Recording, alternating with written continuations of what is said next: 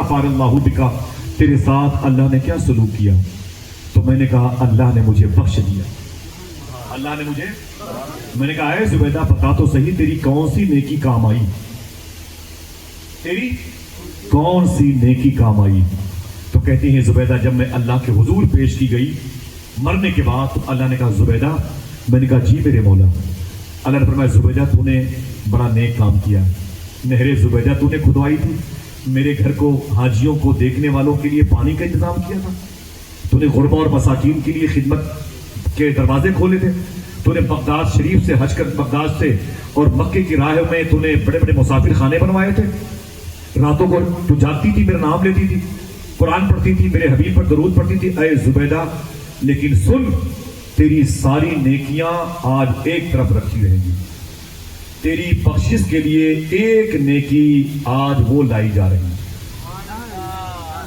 اسی نیکی کی بنیاد پر تو بخشی جائے گی، تیری ساری نیکیاں وہ پیچھے رکھی ہوئی۔ زبیدہ کہتی ہے میرے مولا میری وہ کون سی نیکی ہے جو مجھے آج مغفرت کی سرٹیفکیٹ دے رہی ہے؟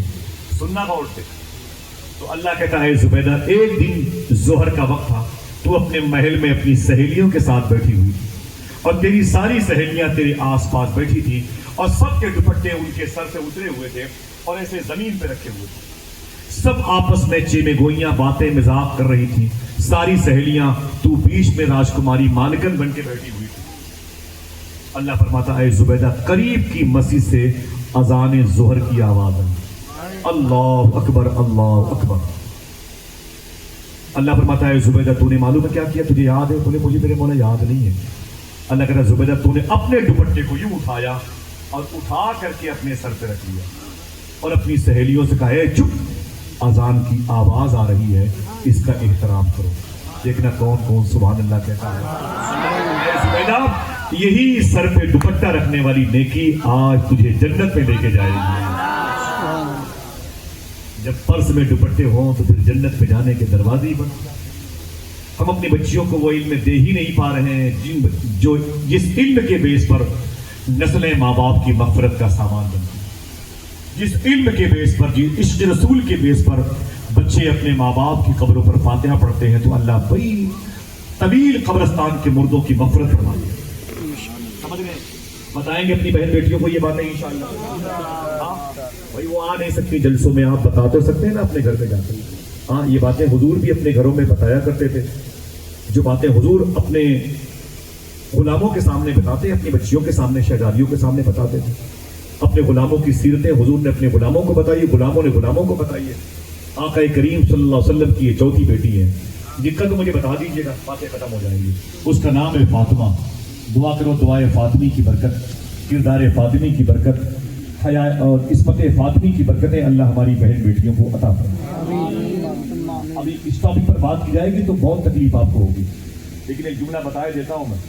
تقریباً 10-12-15 سال پہلے کی بات ہے، میں احمد آباد سے گیا تھا ادھر گجرات کے علاقے میں جلسے میں، میرے ساتھ 2 شاعر تھے کلکتے، وہ ڈرائیور میرے ساتھ واپس ہو رہا تھا، تو میں نے اس سے پوچھا تھا کہ آپ کی گاڑی عام دنوں میں کہاں رہتی ہے، کیا کرتے ہو ان گاڑیوں سے، کیا کرتے ہو؟ تو اس نے کہا کہ میں اپنی گاڑی کو راتوں کو ہاسٹل میں لگاتا ہوں۔ آپ کو نیند نہیں آئے گی جملے کو سن کر کے؟ میں بھی جب اسے یاد کرتا ہوں تو مجھے بھی کھانے نہیں اچھے لگتے، لیکن کیا کروں، زندہ رہنے کے لیے کھانا پڑتا ہے، کھانے باہر آ جاتے ہیں۔ اس نے کہا کہ آصف صاحب میں اپنی گاڑی کو راتوں کو ہاسٹل میں لگاتا ہوں۔ میں نے کہا ہاسٹل میں کیا کرتے ہیں؟ بولو کہ اس نے کہا کہ راتوں کو لڑکیوں کی عزتیں جو بلیک میل کی جاتی ہے نا، اس کا میں ایک حصہ ہوں۔ جو لڑکیاں ہاسٹل میں پڑھتی ہیں نا، راتوں کو اپنے جسم کا سودا کرتی ہیں، انہیں میں اپنی گاڑی پہ لاد کر کے ہوٹلوں میں پہنچاتا ہوں، گھروں میں پہنچاتا ہوں۔ پھر بعد میں اس نے معلوم کیا کہا، خدا کی قسم، اس نے کہا میری اس چھوٹے سے موبائل میں اس وقت دکھایا تھا، کہا میرے پاس جو لڑکیاں ہیں جو عزتیں بیچتی ہیں نا اپنی، ان میں 70% مسلمانوں کی لڑکیاں۔ یہ باتیں نہ بتاؤں آپ سے کس سے بتاؤں؟ آپ کہتے میری بیٹی نہیں ہے، حضور کی امت کی تو لڑکی ہے میرے بھائی۔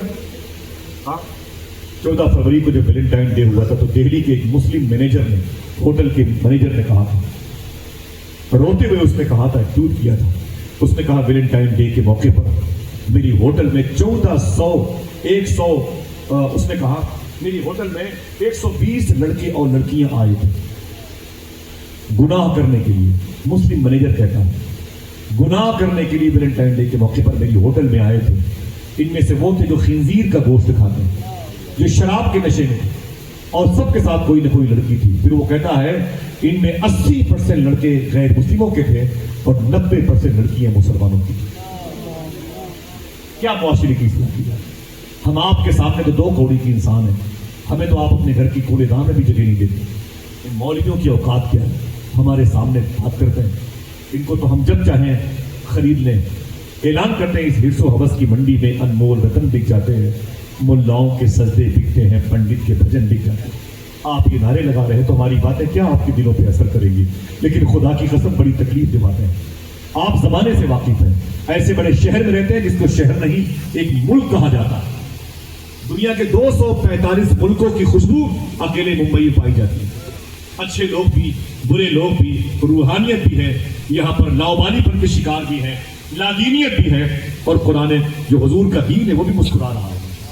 ایک شہر نہیں بلکہ ایک ملک کے برابر یہ شہر ہے. اللہ اس شہر کو بد نظری سے محفوظ فرمائے. آمین کہہ دو. اللہ اس شہر کے لوگوں کے اندر جو سخاوت رکھی ہے اس کا جو عظیم حصہ ہے دوسرے شہروں کے انڈر میں چلا جائے, تاکہ وہاں کی بھی عظیم قربانیوں سے ہندوستان کی مساجد اور مقابر کی تعمیر ہوتی رہے. گزارش کرتا ہوں کہ معاشرے کی اصلاح کی ذمہ داری آپ کی. کسی کی بہن بیٹی کو آوارہ دیکھے تو اس سے مت کہیں. سب سے پہلے آپ اپنے گھر میں مصلی بچھا کے چپکے سے لائٹ بند کر کے اپنے رب سے کہیں. کسی کے بیٹے کے بہکتے ہوئے قدم کو دیکھیں تو آپ مسجد میں آئیں اور اللہ کی بارگاہ میں کہیں میرے مولا تو ہی دلوں کو تبدیل کرنے والا ہے. تیرے حبیب پر درود پڑھنے والے ہونٹ شراب پی رہے ہیں, تیرے حبیب کی نعتیں پڑھنے والے ہونٹ آج ایویل کمپوز اور کوک سیرپ نشے کی دوائیاں استعمال کر رہے ہیں. اے میرے مولا انہیں راہ ہدایت پر تو لانے والا, کم سے کم دعا تو کر سکتے ہیں نا بھائی. انشاءاللہ بولے. یہ حضور کی بیٹی ہے, ابھی شادی نہیں ہوئی. حضور نے اپنی بیٹی کی شادی کیسے کی؟ بس یہ شادی کی بات کر کے ختم کر دوں گا, اور وقت بھی زیادہ ہے اور آپ کے ساتھ کل کی مصروفیت ہے. اگر وقت آپ کا ختم ہوا تو مجھے معافی چاہتا ہوں. ابھی ان کی شادی نہیں ہوئی فاطمہ کی. بڑے بڑے رشتے حضور نے ایکسپٹ نہ کیے. مدینے میں صدیق عمر کے رشتے بھی حضور نے واپس کر دیے. اپنی بیٹی فاطمہ کے لیے دوپہر کا وقت تھا, صدیق عمر گھر سے باہر نکلے تو عمر فاروق اعظم نے صدیق اکبر سے پوچھا میرے بھائی کیا بات ہے آپ دوپہر میں گھر سے باہر نکلے ہوئے ہیں؟ تو صدیق اکبر نے کہا ایک چیز ہے جو مجھے بڑی پریشان کرتی ہے. بولے کیا؟ بولے حضور کی بیٹی فاطمہ کی شادی نہیں ہوئی اور میں چاہتا ہوں کہ حضور کی بیٹی فاطمہ کی شادی ہو جائے. تو فرمایا عمر فاروق اعظم نے حضور کوئی رشتہ قبول نہیں کرتے, اس لڑکے سے ان کی شادی کرائی جائے جو رشتہ شوٹ کرے. تو جناب صدیق اکبر نے فرمایا میں نے لڑکا دیکھ لیا ہے. دیکھنا کتنے لوگ سبحان اللہ کہتے ہیں, میں نے لڑکا دیکھ لیا. عمر فاروق اعظم کا کون لڑکا ہے جس سے تو فاطمہ کی شادی چاہتا ہے؟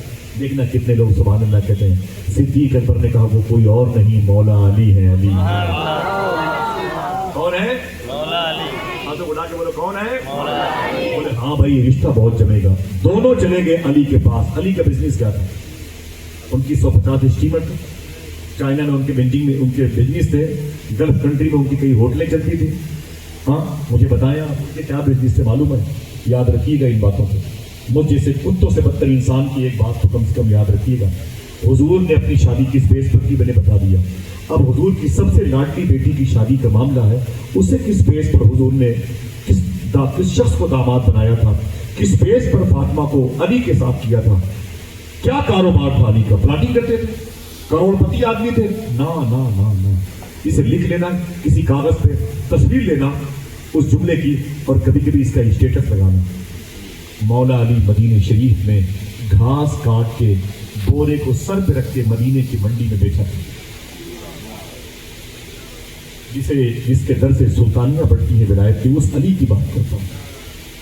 وہ علی گھاس کاٹ کے, اس نامی گھاس کو کاٹ کر بورے میں اسے سر پہ رکھ کے مدینے کی منڈی میں بیچا کرتے تھے.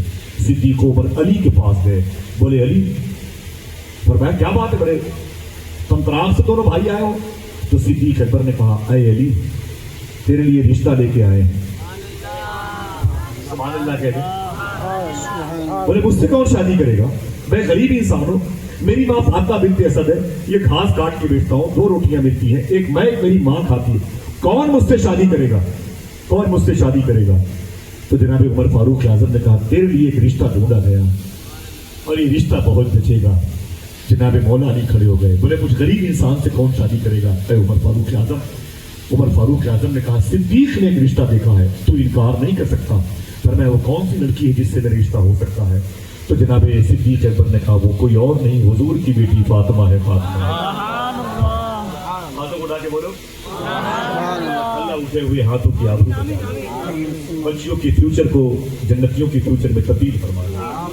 دنیا کے مسلمانوں کے انسانوں کے گھروں کی جو لڑکیوں کی آبادیاتی کا حصہ ہے, اللہ اسے فاطمہ زہرا کے کردار میں تبدیل فرمائے. آمین کہتے ہیں. اتنا سنا تو مولا کائنات کہتے ہیں کہ حضور کی بیٹی. فرمایا وہ نا رشتہ نہیں ہو سکتا. کہا کیوں؟ کہا میں حضور کا نوکر ہوں, ایک نوکر داماد کیسے بنے گا؟ میں حضور کا غلام ہوں, ایک غلام داماد کیسے بنے گا؟ تو کسی نے کہا حضور تجھے اخی کہتے ہیں, بھائی کہتے ہیں. کہا حضور مجھے بھائی کہتے ہیں, میں تو حضور کو بھائی نہیں, میری زبان اس لائق نہیں کہ میں حضور کو اپنا بھائی کہوں. حضور میرے آقا ہے, میرے مولا ہے, میں کیسے اس رشتے کو ایکسپٹ کروں؟ بولے نا تجھے اس رشتے کی بات حضور سے کرنی ہے اور آج کرنی ہے. اتنا زیادہ پریشر ڈالا صدیق عمر نے. جناب علی نے فرمایا ٹھیک ہے, میں گھاس کو مدینے کی منڈی میں بیچ کر کے آتا ہوں, گھاس بیچ کے آؤں گا اور پھر حضور کے پاس جاؤں گا, رشتہ لے کے حضور کے پاس. علی اپنا رشتہ لے کے حضور کے پاس. بولو بھائی ابھی مولا علی راستے میں ہیں, حضور کے پاس جا رہے ہیں. کیا کرنے؟ بولو بھائی بولو. اپنی شادیوں کی باتیں کسی دوسرے سے سنتے ہو تو خوشی ہوتی ہے, یہ اس کی شادی کی باتیں ہیں جن کی وجہ سے ہمارے گھروں کی شادیاں ہو جاتی ہیں. آج مولا علی اپنی شادی کے رشتے کو لے کے حضور کی بارگاہ میں جا رہے ہیں.